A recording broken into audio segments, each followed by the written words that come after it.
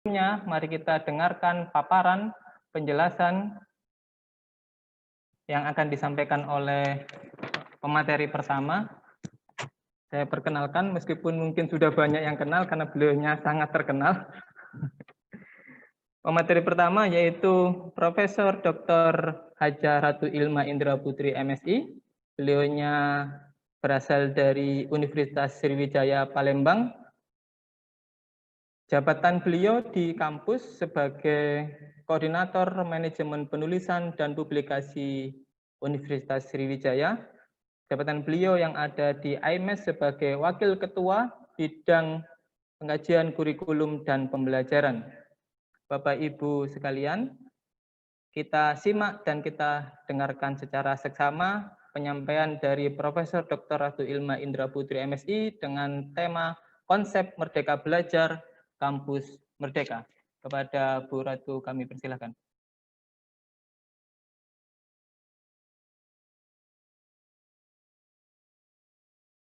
Baik, terima kasih Pak Muhammad Lutfianto MPD. Assalamualaikum warahmatullahi wabarakatuh. Waalaikumsalam. Ya.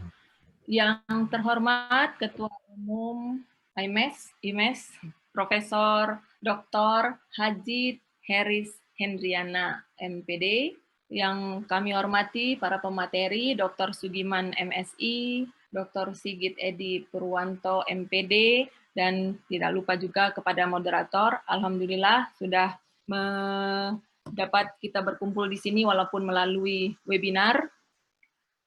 Hari ini adalah kebetulan Hari Kebangkitan Nasional, yang pasti sejak 112 tahun yang lalu telah berdiri, dan kita sejak tanggal 20 Mei 1908, alhamdulillah mudah-mudahan hari ini kita dapat mencanangkan kebangkitan nasional bagi Indonesia.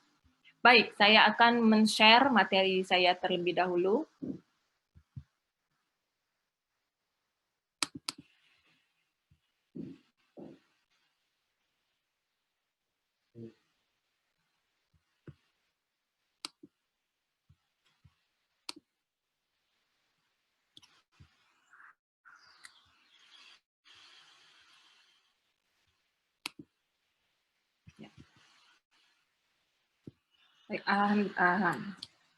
Materi kita untuk yang pertama adalah tentang konsep Merdeka Belajar, Kampus Merdeka.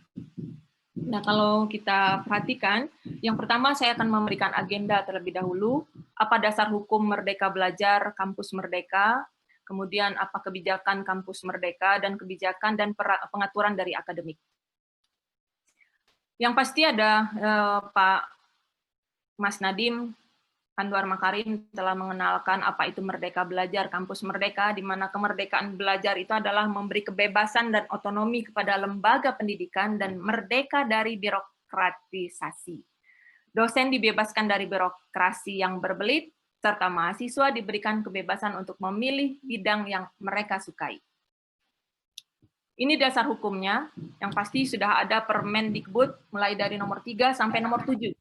Nah, di mana ada kebijakan-kebijakan dari kampus merdeka itu ada 4 macam, ada 4 kampus merdeka, dan di sini sudah kita dapat lihat Permendikbud yang mana yang sesuai, mulai dari akreditasi yaitu nomor 5 tahun 2020, kemudian pembukaan program studi baru itu nomor 7 dan nomor 5, sedangkan untuk perguruan tinggi negeri atau PTNBH itu nomor 4 dan nomor 6, sedangkan untuk hak belajar 3 semester di luar program studi itu diatur di dalam Permendikbud nomor 3 tahun 2020. Hari ini kita bahas satu persatu bagaimana, walaupun secara sekilas, tapi karena waktu saya juga 25 menit, kita lihat seperti satu persatu. Tujuan Merdeka Belajar dan Kampus Merdeka adalah mendorong proses pembelajaran di perguruan tinggi yang semakin otonom dan fleksibel. Kemudian menciptakan kultur belajar yang inovatif, tidak mengekang, dan sesuai dengan kebutuhan mahasiswa. Hal ini sangat bagus sekali, tapi bagaimananya, nah itu karena ini barang baru, muncul adalah Permendikbudnya, kemudian kemarin juga sudah muncul bagaimana betul antisipasinya, modelnya, dan dia akan muncul juga model-model bagaimana betul pembelajarannya, sehingga kita bisa melihat yang mana yang cocok. Nah, itu masih proses semua. Saya bahas satu, yaitu kebijakan Kampus Merdeka. Yang pertama adalah akreditasi, di mana wajib terakreditasi. Wajib diulang. Apa maknanya? Kita sudah tahu selama 25 tahun, 25 tahun kita akan tetap terakreditasi, namun secara 5 tahun dia akan terus dinilai.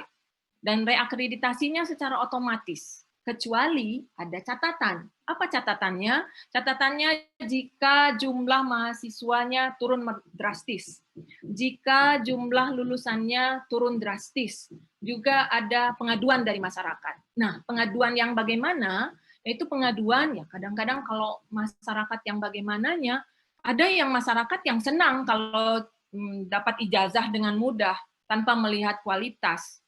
Jadi mau program tingginya tetap terakreditasi B sudah cukup gitu. Tapi kalau dia mau memang yang terbaik, berarti dia pengaduannya akan bagus. Tapi kalau pengaduannya dari masyarakat itu ternyata tidak bagus, maka itulah akan muncul reakreditasi atau dilihat kembali akreditasinya. Kemudian kenaikan atau perubahan peringkatnya secara sukarela. Maksud dari sukarela ini, dia kalau dia sudah sangat baik, maka posisinya akan ada, atau baik sekali, dia akan posisinya tetap baik sekali. Nah, artinya itu adalah kebijakan dari perguruan tingginya sendiri, apakah dia mau meningkat atau dia mau mempertahankannya. Jadi masing-masing perguruan tinggi lah yang memikirkan itu, karena perubahan peringkat tersebut adalah sukarela. Sedangkan kebijakan yang kedua adalah perubahan status, perubahan yaitu dari PTBH, perubahan PTN BLU menjadi PTBH. Nah, kemudahan-kemudahan ini adalah di mana PTN BLU terakreditasi A atau B. Informasi yang ada di Indonesia dari 45 perguruan tinggi, hanya 2 yang memenuhi syarat itu. Yang di mana ada 60% program studinya terakreditasi A. Nah, tapi dia akan dimudahkan. Bagaimananya nanti kita bahas satu persatu. Yang ketiga adalah kemudahan pendirian program studi, di mana pendirian program studi atas kerjasama dengan eksternal. Nah, eksternal yang bagaimanapun nanti kita bahas satu persatu, karena ada syarat-syarat minimal untuk mencapai kemudahan pendirian program studi tersebut. Sedangkan yang keempat adalah belajar di luar prodi. Nih, yang sangat, ini efeknya adalah sangat luas sekali, karena itu menyangkut kepada kurikulum, kepada kode, kepada kode mata kuliah, bagaimana pelaksanaannya, di mana sekitar 60 SKS atau 40%, kalau total SKS itu 144, berarti 60 SKS dari total SKS itu boleh mengambil materinya di luar program studi. Nanti kita bahas satu-satu juga. Yang pertama adalah otomatis diperpanjang peringkat sukarela. Program studi dan perguruan tinggi tidak perlu menyiapkan sumber daya untuk persiapan dan proses reakreditasi karena dia otomatis diperpanjang. Dan peringkatnya kalau sudah A, ya sudah, terus saja, nggak masalah gitu. Kemudian, tapi perguruan tinggi wajib memiliki sistem penjaminan mutu internal atau SPMI-nya. Nah, ini yang harus hati-hati. SPMI ini yang harus kita perhatikan adalah yang kita sama-sama menjaga mutu perguruan tinggi tersebut gitu. Jadi SPMI yang bagaimana itu harus dibahas, dikembangkan, disesuaikan dengan Permendikbud yang nomor 3 sampai nomor 7 tadi. Kemudian mekanisme yang efektif untuk meningkatkan peningkatan mutu, di mana adanya budaya mutu. Budaya mutu tersebut adalah dari pimpinan sampai ke bawah, sehingga mekanismenya itu adalah bisa mempertahankan program studi dan perguruan tingginya sendiri. Nah, pengaturannya pasti melalui peraturan akademik, melalui penegakan peraturan, dan sistem teknologi informasi. Lebih bagus perguruan tingginya adalah sekarang, seperti Unsri, adalah big data. Jadi memang mengumpulkan semua data supaya sistem teknologi informasinya menjadi menyatu dan mudah diakses. Sehingga kita begitu satu klik, kita akan kelihatanlah bagaimana proses misalnya suatu dosen, maka dosen itu yang bagaimana. Program studinya bagaimana. Dan semua sampai ke dalam. Diharapkan adalah sistem teknologi informasi yang sangat bagus untuk melakukan seperti ini. Kemudian, PTN BLU menjadi PTBH. Nah, ini dibutuhkan keputusan bersama dari Senat dan Eksekutif. Nah, mengapa demikian? Karena tadi sudah saya sampaikan, jika kita menentukan kalau kita ingin menjadi PTBH, maka harus jelas peta jalan dan strategi-strateginya. Jika tidak, maka kita harus ada dokumentasi pertimbangan yang rasional. Mengapa? Karena itu akan menjadi dokumentasi bagi anak cucu kita bahwa jika kita sebagai seorang senat dan eksekutif sudah tidak menjabat lagi menjadi senat, tapi kita sudah punya sejarah bagaimana mengapa kita memutuskan perguruan tinggi kita PTN BLU tidak menjadi PTBH atau PTN BLU menjadi PTBH, sehingga semua dokumentasi itu dapat kita pertanggungjawabkan. Selanjutnya adalah pendirian program studi baru, di mana kerjasama gitu ya, kemudahan pendirian prodi baru atas dasar kerjasama atau kemitraan dengan pihak eksternal. Ini ada 4 minimal ini nih. Nah, kalau kita bahas satu persatu adalah kita lihat gitu ya. Ada pertama adalah perguruan tinggi luar negeri top gitu. Luar negeri di mana 100 top 100. Bagaimana betul itu gitu ya. Kemudian yang kedua bisnis entity nasional terkemuka seperti yang namanya Ruang Guru, Tokopedia, dan seterusnya. Kalau yang cocok kita untuk pendidikan adalah Ruang Guru. Kemudian selanjutnya adalah BUMD, bukan Pemda atau pemerintah.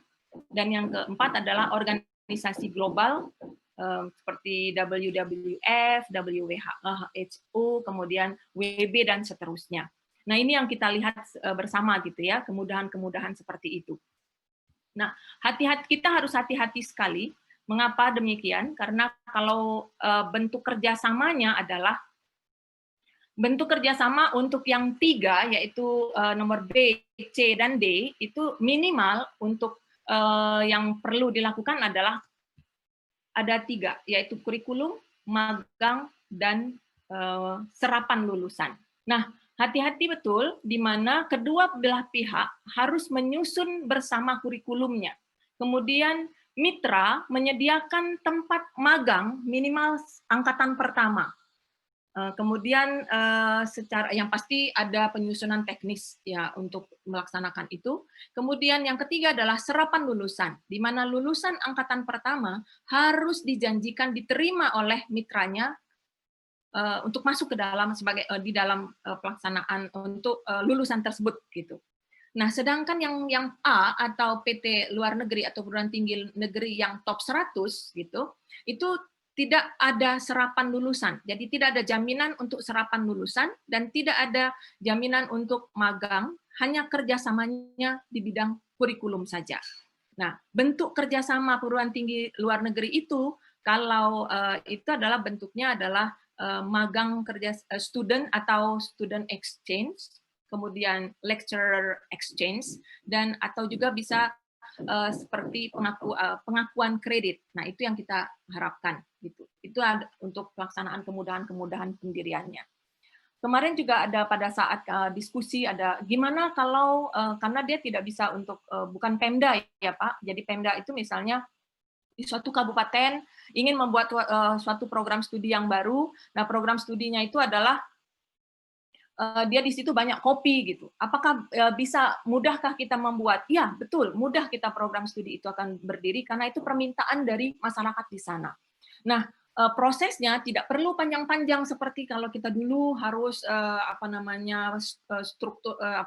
strukturnya itu atau dari awal dulu kita buat proposal, kemudian kita lakukan dari senat universitas, fakultas, universitas, kemudian diajukan. Nah, itu tidak lagi, tapi dipotong betul-betul karena ide permintaan dari suatu daerah tersebut, itu akan dimudahkan. Itulah bentuk dari kemudahan pendirian program studi. Nah, belajar di luar prodi. Apa itu? Karena sekitar 40% SKS dari 144 SKS tadi, sekitar 60 SKS, maka perguruan tinggi wajib memfasilitasi untuk belajar di luar prodi tersebut. Nah, itu ada kata-kata wajib. Itu yang kata-kata yang kadang-kadang membuat kita agak wajib, berarti harus. Kemudian, mahasiswa dapat mengambil kesempatan. Artinya, perguruan tinggi ini yang harus memfasilitasi, sedangkan mahasiswa dapat, bukan wajib. Gitu ya. Kemudian berlaku hanya untuk diploma 4 dan sarjana saja. Hak belajar 3 semester di luar program studi, mahasiswa diberikan kebebasan untuk secara sukarela dapat diambil atau tidak mengambil SKS di luar program studi dalam perguruan tinggi sebanyak 1 semester. Artinya setara 20 SKS. Itu di luar program studi dalam perguruan tinggi itu. Dan atau pembelajaran di luar perguruan tinggi sebanyak 2 semester setara dengan 40 SKS. Nah, bagaimananya nanti kita sama-sama memperhatikan, nanti ada juga masukan dari teman-teman yang lain. Kemudian belajar di luar program studi, di luar prodi seperti ini adalah, ini di luar prodi, ada dibagi menjadi 2, di dalam perguruan tinggi dan di luar perguruan tinggi. Artinya di dalam perguruan tinggi yaitu beda fakultas, dan di dalam fakultas. Tantangannya adalah kita harus menyiapkan SIMA. Kalau SIMA adalah sistem informasi akademik ya Bapak Ibu, kemudian jadwal perkuliahan, kemudian kode kurikulum, kemudian peraturan akademik. Itu perlu kita harus menyiapkan itu. Itu tantangannya. Dan pasti adalah Senat memastikan universitas mampu menjaga kualitas. Sedangkan di luar perguruan tinggi adalah di prodi yang sama, tapi di perguruan tinggi lain. Prodi lain di perguruan tinggi lain. Dan ada lagi adalah yang di non perguruan tinggi. Nah, di non perguruan tinggi pun ada 8. Jadi betul-betul kita diberikan keleluasan bagaimana kalau belajar di luar program studi tersebut. Di mana syaratnya adalah yang non perguruan tinggi itu harus adanya kerjasama. Kemudian harus ada peraturan akademik. Itu yang harus kita perhatikan. Selanjutnya adalah kebijakan dan pengaturan akademiknya. Yang berhak siapa? Yaitu mahasiswa. Siapa yang memfasilitasi? Dosen, instruktur, tenaga kependidikan, pengelola perguruan tinggi, lembaga pemerintahan, badan atau lembaga penelitian dan pengabdian masyarakat, dunia usaha, dan dunia industri. Kemudian juga yang memfasilitasi adalah mitra perguruan tinggi. Regulatornya siapa? Adalah Direktorat Jenderal Pendidikan Tinggi Kemendikbud Republik Indonesia. Selanjutnya adalah, ini bentuknya, ada 8 masing-masing. Ada macam-macam nih Bapak Ibu, ada pertukaran pelajar, ada magang, ada asistensi mengajar, ada penelitian, ada proyek kemanusiaan, ada kegiatan wirausaha, studi atau proyek independen, dan membangun desa. Nah, atau KKN tematik, itu juga selalu disebutkan itu. Nah, yang mana yang sudah pernah ada, itu kan gampang, seperti KKN tematik, ini sudah kita ada. Gitu. Magang pun sudah ada. Kalau kita biasanya di praktek lapangan gitu. Nah, tinggal bagaimana regulasinya, bagaimana peraturannya, itu yang harus kita munculkan di dalam peraturan akademik. Bagaimana perhitungan SKS pembelajaran di luar kampus? Setiap SKS diartikan sebagai jam kegiatan, bukan lagi jam belajar. Namanya adalah jam kegiatan. Belajar di kelas, praktek kerja atau magang, pertukaran pelajar, proyek di desa, wirausaha, riset, studi independen, dan kegiatan mengajar di daerah terpencil. Di mana semua kegiatan terpilih harus dibimbing oleh seorang dosen, di mana ditentukan oleh perguruan tinggi tersebut.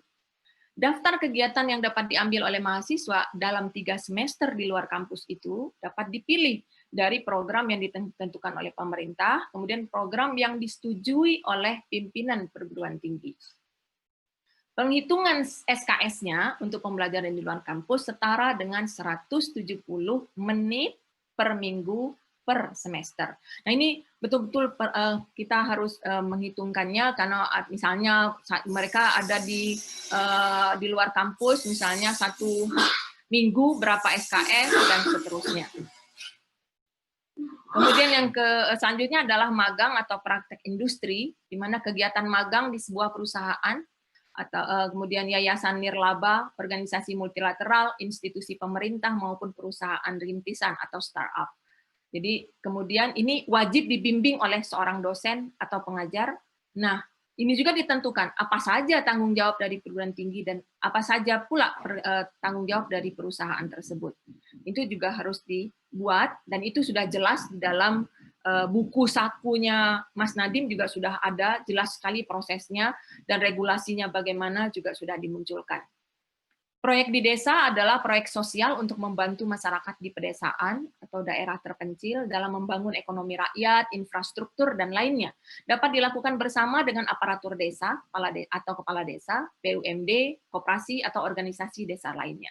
Wajib dibimbing oleh seorang dosen atau pengajar.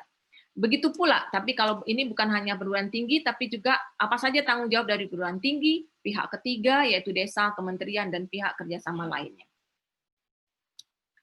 Sedangkan pertukaran pelajar ini mengambil kelas atau semester di perguruan tinggi luar negeri maupun dalam negeri, berdasarkan perjanjian kerjasama yang sudah diadakan pemerintah.